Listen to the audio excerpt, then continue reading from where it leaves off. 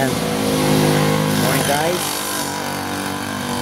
Bablog muna tayo habang wala pang pasaya. Actually guys, naisip ko lang habang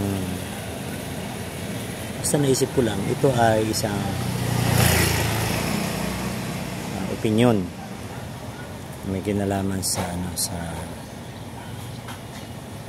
mga lindol. Bakit lumilindol? Bakit nagkakaroon ng mga iba't ibang mga kalamidad sa Pilipinas? May mga bansa kasi na hindi sila tinatamaan ng kalamidad, tulad ng Iceland.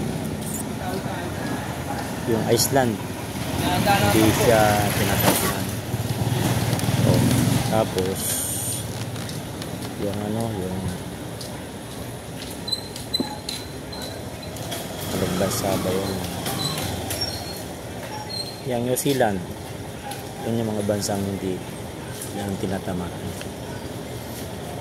May nakausap kasi ako ng pasahero, parang nare-relate ko kasi yung sinasabi niya na kasi doon sa bansa na yun ay wala talagang korupsyon. Makikita mo rin talaga yung daan nila ay pag gumagawa halos dikit-dikit yung bakal. Dikit-dikit yung bakal. Talaga napakatibay. Hindi na nga sila tinatamaan ng korupsyon. Pang matagalan pa yung kanilang plano. E dito sa Pilipinas, madalas na ang tamaan ng bagyo, tinitipid pa sa materyales. Ano yung sabihin nito? No? May nagsabi kasi na congressman dahil kay speaker may tupad, dahil kay speaker may AX, dahil kay speaker may ayuda. Balik ka rin natin ito yun.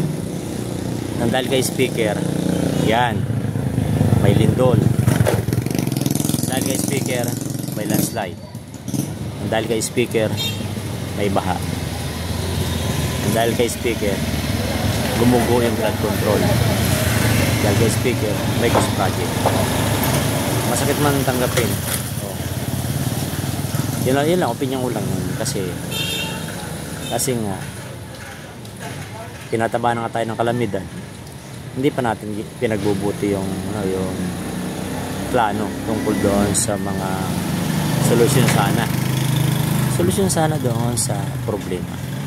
Ang Japan, may napakalawak na na flood control sa ilalim ng lupa.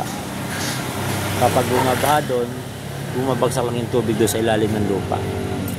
May napanood nga akong vlogger na lumusong sila doon sa mismong napakataas na butas doon sa ilalim ng lupa.